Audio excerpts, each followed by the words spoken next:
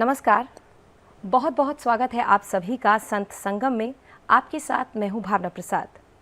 दर्शकों, आज जिस शख्सियत से मैं आपका परिचय कराने जा रही हूं वो यूं तो किसी परिचय का मोहताज नहीं है, लेकिन फिर भी एक परंपरा है जिसका निर्वहन हम करना चाहेंगे। जी हाँ, स्वागत करना चाहेंगे जगत गुरु रामानुजाचार्य आचार्य शिव पूजन शास्त्री जी महाराज का। महाराज श्री, बहुत बहुत स्वागत है आपका। जी नमस्कार। नमस्कार सभी दर्शकों को नमस्कार।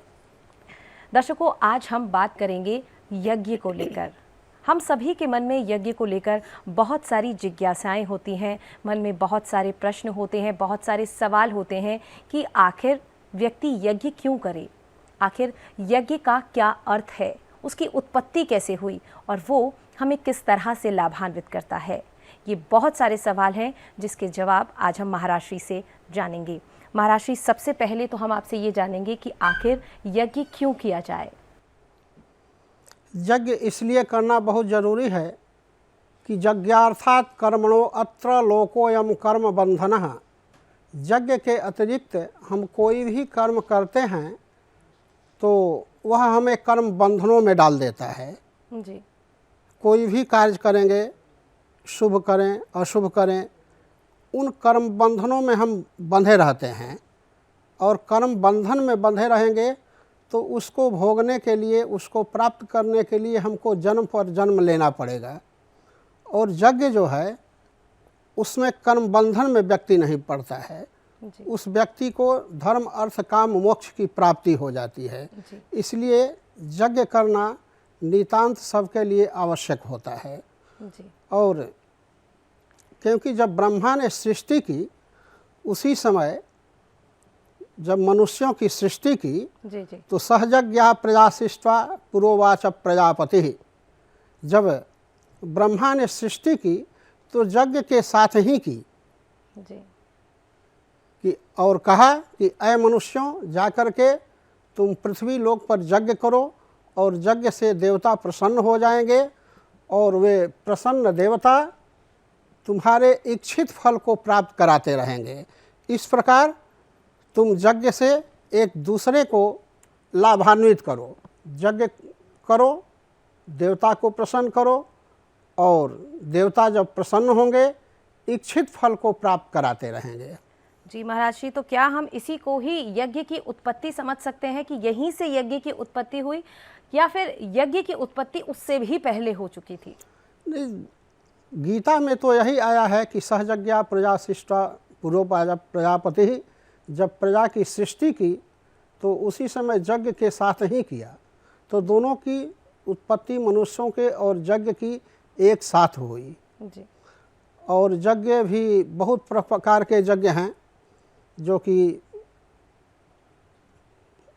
बहुत प्रकार के यज्ञ हैं। पहले तो बहुत अश्वमेध इत्यादि यज्ञ होते थे, लेकिन कलियुग में उन सबों को प्रायः वर्जित किया गया है। जी।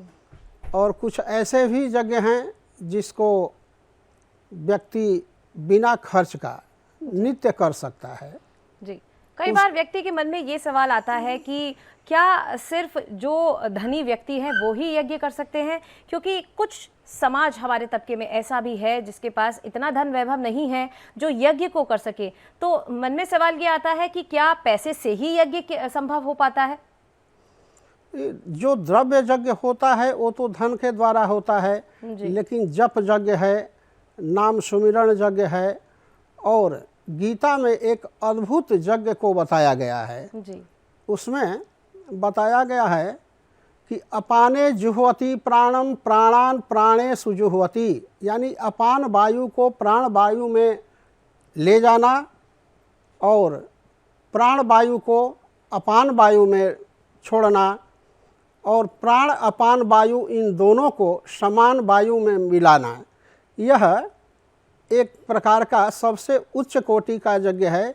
इसमें कहीं एक पैसा खर्च नहीं है और इसको विधि के साथ यदि 52 सप्ताह तक किया जाए तो कितना भी दुर्व्यसनी व्यक्ति होगा, कितना भी कलुषित व्यक्ति होगा, कितना भी आतंकवादी होगा, माने जितना गड़बड़, कितना भी उसके जीवन में गड़बड़ियाँ होंगी, वह समस्त इसके द्वारा दूर हो जाएगा।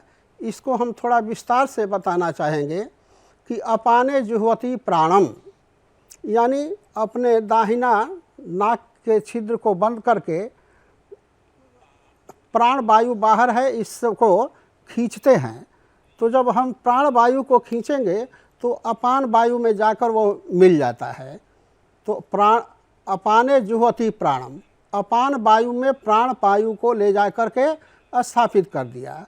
और इसके बाद में प्राण वायु को अपान वायु में अपान वायु को प्राण वायु में छोड़ना, जो अंदर वायु है उसको बाहर करना, जिसको कि हमारे पूज्य श्री रामदेव बाबा अलोम विलोम करके समझाते हैं। जी जी। और बहुत आज भारतवर्ष में लोग कर भी रहे हैं।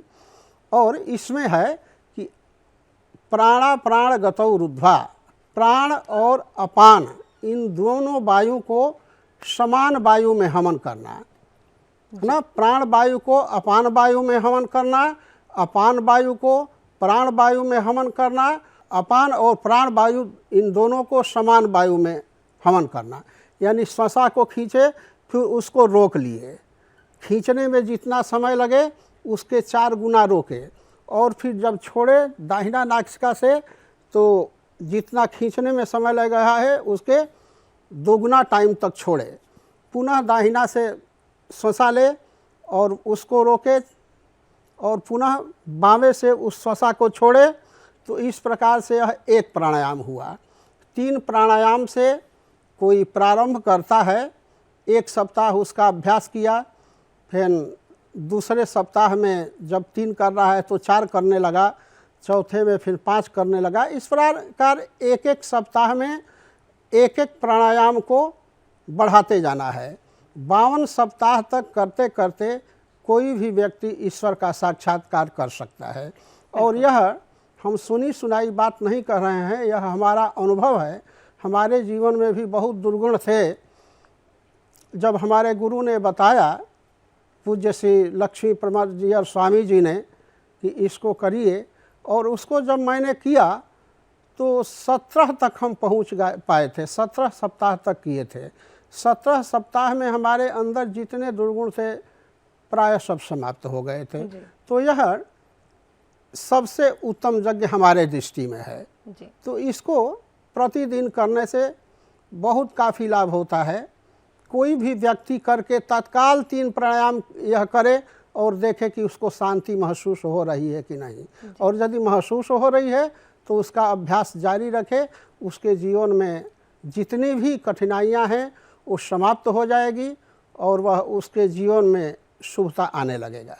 बिल्कुल महाराज जी, जैसे कि आपने बताया कि इस तरह से हम शुभता अपने जीवन में ला सकते हैं, तो क्या हम ये भी कह सकते हैं क्या यज्ञ योग की एक विधि है?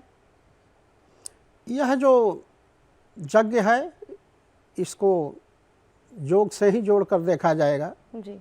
क्योंकि यह जो प्राण वायु को अपान वायु में हवन करना, अपान वायु को प्राण वायु में हवन करना, प्राण और अपान वायु को समान वायु में हवन करना, यह योग से जोड़कर देखा जाएगा जी। महाराज जी, यहाँ पर एक चीज़ आपसे और जानना चाहेंगे कि बहुत से लोग ऐसे हैं जो ये नहीं जानते हैं कि क्या हवन और यज्ञ एक ही है, क्या ये दोनों अलग अलग चीज़ हैं?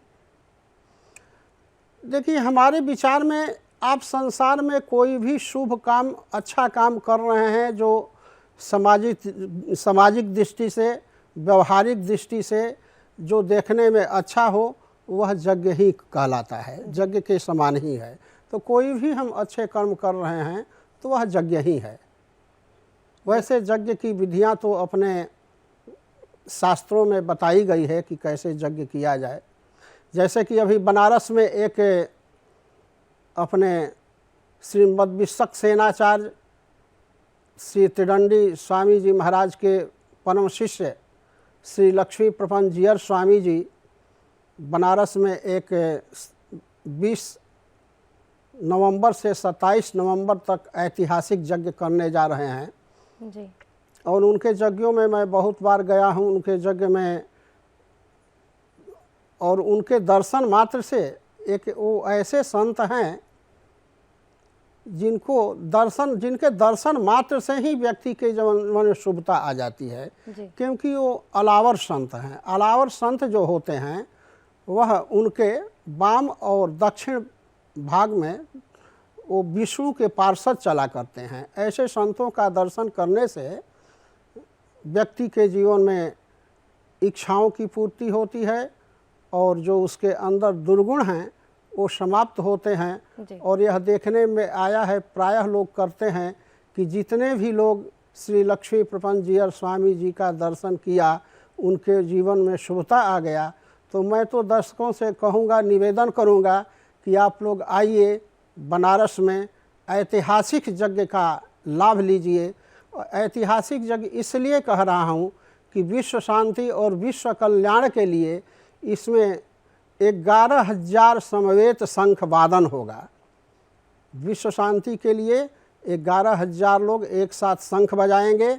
और इसमें हम लोग चाह रहे हैं कि जितने अच्छे लोग हैं, वो चाहे संत हों, विद्वान हों, सामाजिक कार्यकर्ता हों, वो उसमें भाग लें। और यह काशी आदरणीय प्रधानमंत्री जी का क्षेत्र है, तो मैं तो चाहूँगा कि वो भी कृपा करके आते और शंख विश्व शांति के लिए बजाते जी। और मैं दर्शकों से भी चाहूँगा कि आप लोग में इस यज्ञ का लाभ अपने जीवन में लें। जी महाराज जी, यहाँ पर आपसे जानना चाहेंगे कि यज्ञ में जो आहुतियाँ डाली जाती हैं उनका क्या महत्व होता है, वो हमें किस तरह से लाभान्वित करती हैं? यज्ञ में आहुतियाँ जो दी जाती हैं वो देवताओं को भोजन दिया जाता है जी। स्वाहा और स्वधा ये दो देवियाँ हैं। जब हम स्वाहा बोल करके अर्पण करते हैं देवताओं को तो देवताओं को प्राप्त होता है, और स्वधा के द्वारा पितरों को संतुष्ट किया जाता है। तो ये दो देवियाँ देव और पितृ दोनों के लिए बहुत अच्छा काम करती हैं जी। महाराज जी, इसके आध्यात्मिक महत्व को भी आपसे जानना चाहेंगे कि यज्ञ का आध्यात्मिक महत्व क्या है, वो हमारे जीवन को किस तरह से शुद्ध करता है, किस तरह से हमारी अंतरात्मा को शुद्ध करता है? जहाँ पर यज्ञ होता है वहाँ का वातावरण वैसे ही पवित्र हो जाता है, क्योंकि उसमें संपूर्ण देवी देवताओं का उस यज्ञ में आवाहन किया जाता है।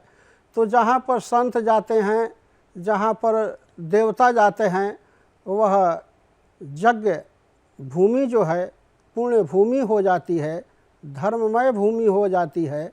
वहाँ जाने से अनेकों लाभ होते हैं। उसमें यज्ञ का परिक्रमा करने के बारे में बताया गया है कि जानिकानि च पापानि जन्मांतर कृतानि च तानि सर्वाणि नश्यन्ति प्रदक्षिणा पदे पदे। यज्ञ मंडप का प्रदक्षिणा करते हैं तो उसमें एक पांव चलते हैं तो एक जन्म का पाप नष्ट हो जाता है।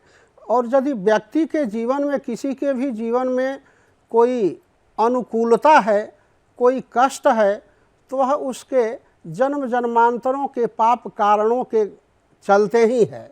तो यदि यज्ञ में जाकर के परिक्रमा करें, संतों का दर्शन करें, उसमें कथा श्रवण करें, भगवान का नाम जप करें, भजन कीर्तन करें, तो उससे उसके जन्म जन्मांतरों के पाप क्षय हो जाते हैं, पाप दूर हो जाते हैं, पाप मिट जाता है, पाप कटने लगता है। तो उसके जीवन में शुभता का संचार होता है जी। और इस प्रकार वह काफ़ी लाभप्रद होता है। और जहाँ भी जो कोई भी हम शुभ काम करते हैं, तो शुभ काम करें या अशुभ काम करें, उसका प्रभाव वहाँ से फैलता है, फैलते फैलते पूरे विश्व ब्रह्मांड में फैलता रहता है जब तक न फैल जाए। इसलिए अधिक से अधिक व्यक्तियों को शुभ कार्य ही करना चाहिए, जिससे कि पृथ्वी पर या कहीं भी रहने वाले लोक लोकांतर में सर्वत्र शुभता का संचार हो जी। तो दर्शकों, अगर सर्वत्र शुभता का संचार चाहते हैं, अगर बंधनों से मुक्त होना चाहते हैं, जीवन में आगे बढ़ना चाहते हैं, तो आज आपने जाना किस तरह से यज्ञ हमारे जीवन में महत्वपूर्ण है। तो दर्शकों, फिलहाल वक्त हो गया है आप सभी से विदा लेने का, लेकिन महाराष्ट्री का हम धन्यवाद देना चाहेंगे क्योंकि हमने आज महाराष्ट्री के द्वारा जाना कि यज्ञ हमारे जीवन में कितना महत्वपूर्ण है, किस तरह से यज्ञ हमारे बंधनों को हमको बंधनों से मुक्त करता है। उसके लिए महाराष्ट्री का हम धन्यवाद देना चाहेंगे। महाराष्ट्री, कार्यक्रम में जुड़ने के लिए बहुत बहुत शुक्रिया। नमस्कार। जय श्रीमन नारायण।